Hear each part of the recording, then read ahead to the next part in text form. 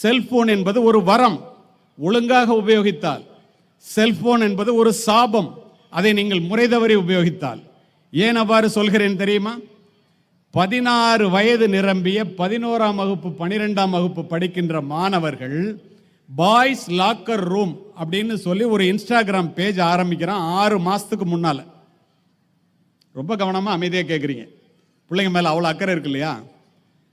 அந்த இன்ஸ்டாகிராம் பேஜில் பெண்களினுடைய அத்தனை அசிங்கங்களும் அரங்கேறுகின்றன. பெற்றோர்களும் ஆசிரியர்களும் மற்றவர்களும் பிள்ளைகளுக்கு சொல்ல முடியாததை ஒரு மூத்த காவல்துறை அதிகாரியாக உங்கள் நலன் கருதி இதனை பதிவு செய்கின்றேன். நடந்த சம்பவம். ஒரு ஸ்கிரீன்ஷாட் லீக் ஆயிடுச்சு. டெல்லி காவல்துறை விழித்துக் கொண்டது. இரவோடு இரவாக 27 பேர் 11th 12th படிக்கிற ஸ்டூடெண்ட்ஸை அப்படியே அட்மின் உட்பட அள்ளி கொண்டு போய்விட்டார்கள் காவல் நிலையத்திற்கு. காலையில் 54 பெற்றோர்கள் கண்ணீரும் கம்பலையுமாக காவல் நிலைய கதவுகளை தட்டுகிறார்கள். என் பொண்ணு போட்டோ பேப்பர்ல வந்துடக்கூடாது, என் பிள்ளையனுடைய அட்ரஸ் பேரு பேப்பர்ல வந்துடக்கூடாது. ஏன் தெரியுமா? நாளைக்கு கல்யாணம் ஆகாது, பாஸ்போர்ட் கிடைக்காது. வரிசையா தயவு செய்து காப்பாத்துங்க. எப்ப? கண் கெட்ட பிறகு சூரிய நமஸ்காரம். தொலைஞ்ச போது இத்தனை பிள்ளைங்களோட வாழ்க்கை போகக்கூடாதுன்னு பிள்ளைகளை பெற்ற அந்த காவல்துறை உயர் அதிகாரிகள் வெளியிலே தெரியாம கண்டிச்சு எழுதி வாங்கிட்டு அனுப்பிச்சு விட்டாங்க. மாணவர்களை ஒன்றை தெரிந்து கொள்ளுங்கள், நல்ல மதிப்பெண்கள் பெற்று அமெரிக்காவில் பெரிய யூனிவர்சிட்டியில் பிஜி படிக்கிறதுக்கு வாய்ப்பு கிடைக்குது. இந்த மாதிரி பள்ளிக்கூடத்தில் படிச்சு அவன் விசாவுக்கு அப்ளை பண்ணுறான். அவனை விட குறைச்ச மார்க் வந்தவனுக்கு விசா கிடைக்குது, இவனுக்கு கிடைக்கல. 2 தடவை அப்ளை பண்ணுறான், 2 தடவை ரிஜெக்ட் ஆகுது. என்ன காரணம்னே தெரியல. எங்களை போன்றவர்கள்ட்ட வந்து சொல்றாங்க. அங்க போய் கேட்டா ஒரு நாளைக்கு 24 மணி நேரத்தில்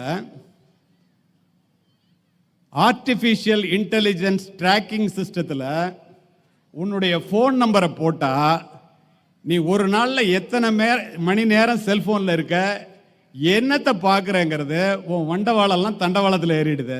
இவனை கொண்டு போய் அமெரிக்காவில் விட்டா அமெரிக்காவில் இருக்கிற பிள்ளைங்களை கெடுத்துருவான்னு சொல்லிட்டா விசா கொடுக்கலன்னு சொல்கிறோம். எத்தனை பேருக்கு இது தெரியும்? நம்ம கோடிக்கணக்கான பேர் பார்க்குறாங்க, நம்மளும் பார்க்குறோம். எவன் கண்டுபிடிக்க போகிறான்? மாட்டாத வரைக்கும் பிரச்சனை இல்லை, ஆப்டவனுக்கு அஷ்டமத்தில் சனி. இதை சொல்ல வேண்டியது பெற்றோர்களுடைய கடமை, இதை தெரிந்து கொள்ள வேண்டியது பிள்ளைகளினுடைய அவசியம். அதிவேக இன்டர்நெட் இணைப்புகள் மூலம் ஒரு சொடுக்கிலே திரையிலே வந்து விழுகின்ற ஆபாச படங்கள் என்ற வெள்ளம் அமைதியான பிஞ்சு குழந்தைகளினுடைய பண்பு நலன்களை அடித்து செல்கிறது. கவர்ச்சியை கடைவிரித்து காசு பண்ணுகிறார்கள். போன் பிக்ஷன் எனும் காமரசம் ததும்பும் இணையதளங்களை பார்த்த இந்திய இளைஞர்களின் எண்ணிக்கை இந்த ஆண்டு மட்டும் 2 கோடி. எத்தனை பெற்றோர்களுக்கு தெரியும்? சின்னஞ்சிறுசுகளை இனம் தெரியாத உலகத்திற்கு அழைத்து சென்று கவர்ச்சியை கடைவிரித்து காசு பண்ணுகிறார்கள். பசி, உறக்கம், தாகம் போல காமம் என்பதும் ஒரு உணர்வு. நம்முடைய வாழ்க்கை அறம் சார்ந்ததாக இருக்கும் போது பெற்றோர்கள் மறைத்து மறைத்து வளர்த்தார்கள் எல்லாவற்றையும்.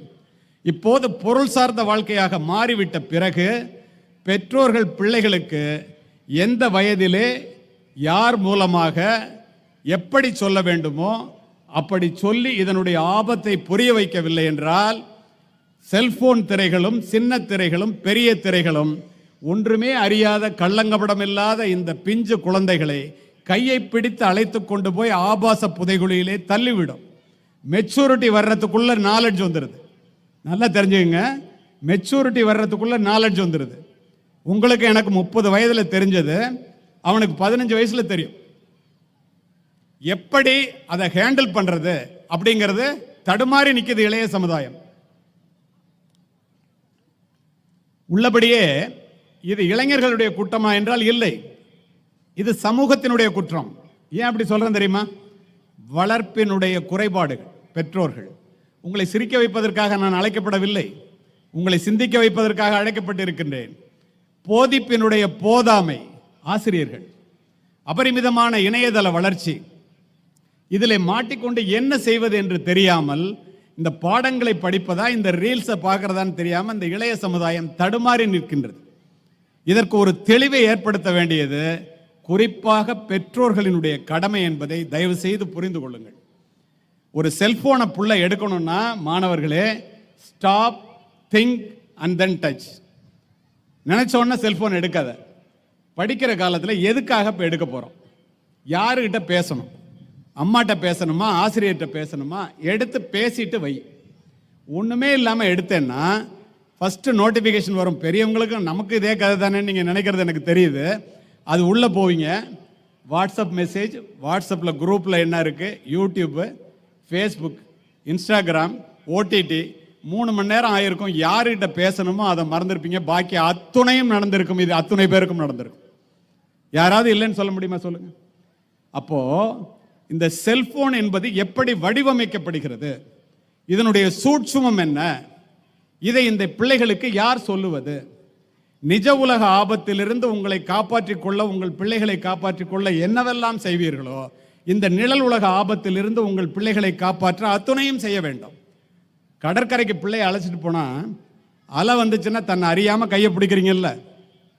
பிள்ளைகளுக்கு ஸ்மார்ட் போன் வாங்கி கொடுக்கின்ற பெற்றோர்களே, பிள்ளைங்க என்ன செய்யறாங்க அதுலன்னு தயவு செய்து பாருங்க.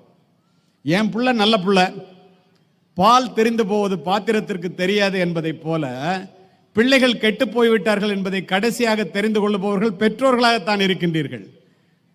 போர்வைக்குள்ளே 9 மணிக்கு மேல் எரிகின்ற செல்போன் வெளிச்சத்தினால் பல குடும்பங்கள் இருளிலே மூழ்கி கொண்டிருக்கின்றன என்பதை காவல்துறை அதிகாரியாக நான் அறிவேன். இதை யார் உங்களுக்கு எடுத்து சொல்வது? அப்ப இந்த பிள்ளைங்க போய் இப்படி மாற்றத்துக்கு என்ன காரணம்? நேரிலே பேசுவதற்கு சங்கோஜப்படுகின்ற எதையும் செல்போனிலே பேசாதீர்கள். Nothing is secret in the digital. 8000 கோடி சொத்துக்கு அதிபதி அமேசானுடைய சிஇஓ ஜெஃப் பிசோஸ், அவனுடைய வாட்ஸ்அப் உரையாடல் திருட்டு போய்விட்டது. வாட்ஸ்அப் உரையாடலுங்க, எண்ட் டு எண்ட் என்கிரிப்ஷன், யாருமே பார்க்க முடியாது. அதெல்லாம் நினைக்காதீங்க. எந்த செல்போனில் போய் அது ரீச் ஆகுதோ அதில் என்கிரிப்ட் பண்ணி சேமிக்கப்படுவது இல்லை. காவல்துறை நினைத்தால் எதை வேண்டுமானாலும் எடுத்து விட முடியும், திரும்ப பார்த்து விட முடியும். இன்வெஸ்டிகேஷனே அப்படிதான் நடக்குது. இந்த பிள்ளைங்க டெலிட் கொடுத்துச்சுன்னா, டெலிட் ஃபார் ஆல் கொடுத்துட்டா எல்லாம் அலைஞ்சு போச்சுன்னா, கண்ணை மூடிடுச்சுன்னா பூனா உலகம் இருண்டு போச்சுன்னு நினைக்குமா? அது மாதிரி நினைச்சுக்கிறீங்க. மிகப்பெரிய தவறு. 2 கண்கள் தான் பார்க்கின்றன என்று நினைத்து கொண்டு செல்போன் திரைக்கு முன்னால் நீங்கள் செய்கின்ற எதையும் செல்போன் திரைக்கு பின்னால் இந்த உலகமே பார்க்க வேண்டும் என்று நினைத்தால் பார்க்க முடியும். அப்படியே அமைதியாயிட்டீங்க. இதை தெரிந்து கொள்ள வேண்டியது காலத்தினுடைய கட்டாயம். சரி, இந்த பிள்ளைங்க இதில் போய் மாட்டிக்கிறதுக்கு என்ன காரணம்? இந்தியர்கள் ஒரு நாளைக்கு சராசரியாக 150 முதல் 300 முறை செல்போனை எடுத்து பார்க்குறாங்க. காலையில் எந்திரிச்சதுலேருந்து நைட்டு படுக்கிற வரைக்குங்க 150லிருந்து 300 முறை செல்போன் எடுத்து பார்க்குறான். ஒரு நாளைக்கு 3 மணி நேரத்திலிருந்து 6 மணி நேரம் செல்போனிலே தேவையில்லாத குப்பையை இந்தியர்கள் பார்க்கிறார்கள். அங்கே 7 மணி நேரம் ஒரு நாளைக்கு படிக்கிறவன் ஐஐடியில் போய் 1 கோடி ரூபா சம்பளம் வாங்கிட்டு போகிறான். இவன் 7 மணி நேரம் அங்கே செல்போனை பார்த்து ரோட்டில் நிற்கிறான்.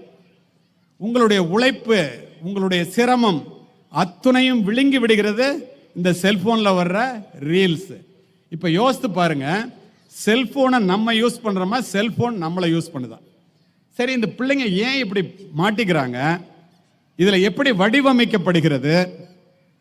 அமெரிக்க செனட்ல மார்க் ஜூக்கம்பெர்க், ஃபேஸ்புக்கோட சிஇஓ, அவனை கூப்பிட்டு கேட்குறாங்க, எப்பட்றா கோடி கோடியாக கொட்டுது பணம் மழை? அவன் சிரிச்சுக்கிட்டே கேஷுவலாக சொல்கிறான், நீங்கள் எல்லாம் தவிர்க்கவே முடியாதபடி பார்க்கின்ற ஒளிரும் விளம்பரங்கள் இருக்கிறது இல்லையா, சமூக ஊடகங்களினுடைய மிகப்பெரிய வருமானமே விளம்பரங்கள் தான். விளம்பரத்தை பார்க்கறதுக்காக நமக்கு நேரம் இருக்கு? ஓடிக்கொண்டிருப்பது கடிகார முள்ளல்ல, நம்முடைய வாழ்க்கை அல்லவா? இதை பிள்ளைகளுக்கு யார் சொல்லி தருவது? இதனால தாண்டா நீங்க எல்லாரும் எங்கிட்ட பணத்தை கொட்டுறீங்க. எவ்வளோ நேரம் நீங்க என்னோட இருக்கியோ அவ்வளோ நேரம். அப்ப என்ன தெரியுது இதுல இருந்து?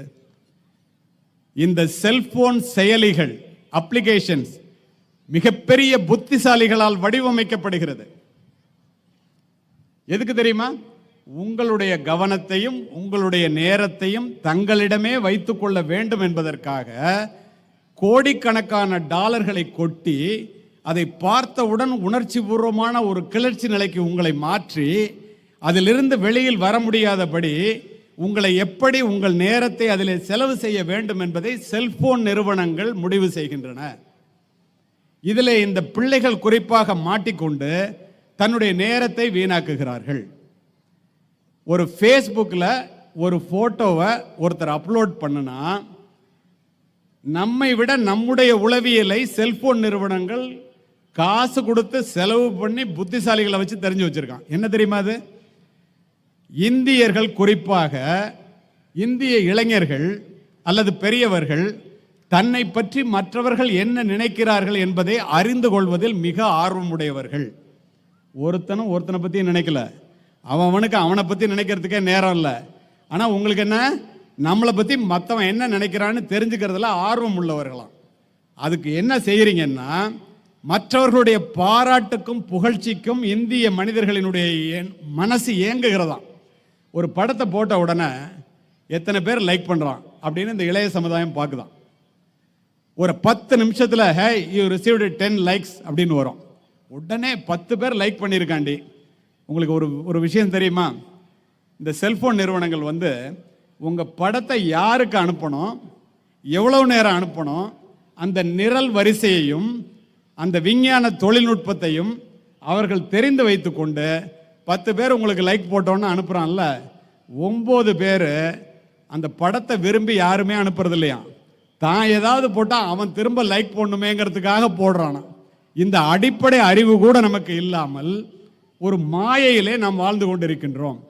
அப்போ இந்த மாதிரி இதிலிருந்து எப்படி தப்பிக்கிறது அப்படிங்கிறதுக்காக ரீட் ஹேஸ்டிங்ஸ்னு சொல்லி நெட்ஃப்ளிக்ஸ் நிறுவனத்துடைய சிஇஓட்ட சாதாரணமாக பேசுகிறாங்க.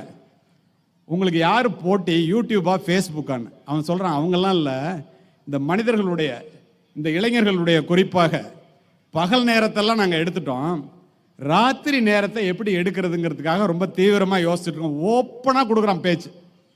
அதுக்காக தான் டார்க் மோடு, நைட் மோடெல்லாம் கொடுக்குறோம். பாதி அச்சீவ் பண்ணிட்டோம், மீதி அச்சீவ் பண்ணலை. ராத்திரி நேரத்தையும் எடுத்துட்டேன். எதை? நீங்கள் தூங்குற நேரத்தை. நம்மளால் என்ன செய்கிறான், ராத்திரி செல்ஃபோனோட படுக்கைக்கு போக வேண்டியது, 2 மணி வரைக்கும் நோண்டிகிட்டே இருக்க வேண்டியது, காலையில் எந்திரிச்சோன்னே செல்ஃபோனை தேட வேண்டியது, இல்லைன்னா ஓசோனில் ஓட்ட விழுந்துரும், இல்லைன்னா உக்ரைனில் விழுகிற குண்டு இந்தியாவில் விழுந்துரும் அப்படின்னு நினச்சிக்கிட்டு காலையில் பட்டன் போட்டோமா என்னன்னு கூட தெரியாமல் பைத்தியக்கார மாதிரி காலேஜ் போவோம், ஸ்கூல் போவோம். டீச்சர்ஸுக்கு ஸ்கூலில் பிள்ளைங்களை உட்கார வைக்கிறதே சிரமமாகி போச்சு. வெளியில் வந்தோன்னே செல்ஃபோன் எடுத்து அப்படியே தேடுவான். ஸ்டாட்டிஸ்டிக்கல் அண்ட் டயக்னோஸ்டிக் மேனுவல் அப்படின்னு சொல்லி அமெரிக்காவில் மனநல மருத்துவர்கள் ஒரு மேகசின் வெளியிடுறாங்க. அதில் போடுறான், இந்த வாரத்தில் 50% இந்தியர்கள், இந்திய இளைஞர்கள் செல்போன்ல இருந்து வெளியில் வரணும்னு நினைக்கிறான், அவனால் முடியல. கிரைன்னு ஒரு அமைப்பு இருக்கு, சைல்டு ரைட்ஸ் அண்ட் யூ. 25% இளைஞர்கள், இந்திய இளைஞர்கள், குறிப்பாக கல்லூரி மாணவர்கள், மனநலம் பாதிக்கப்பட்டவர்களைப் போல மனநல மருத்துவம் அவர்களுக்கு தேவை. அந்த அளவுக்கு செல்போன்ல அடிக்ஷன் ஆயிட்டான். எங்கே போய் கொண்டிருக்கின்றோம்? இவ்வளவு படிக்க வேண்டும் என்று இத்துணை ஆர்வத்தோடு அத்துணையும் செலவு செய்து இந்த பிள்ளைகளை படிக்க வைக்கின்றோமே, இதை அந்த பிள்ளைகளுக்கு யார் சொல்லித் தருவது?